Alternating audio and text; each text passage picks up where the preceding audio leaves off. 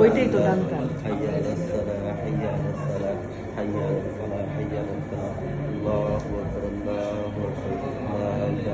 মাশাআল্লাহ, আজান শুনে চুপ হয়ে গেছে, চুপ হয়ে গেছে একেবারে আজান শুনে।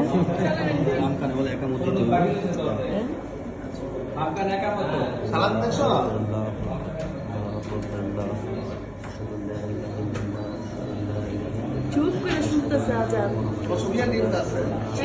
সবাই দেখাবো, ওরা আগে ডাক্তার দেখা শুনি কোথায়?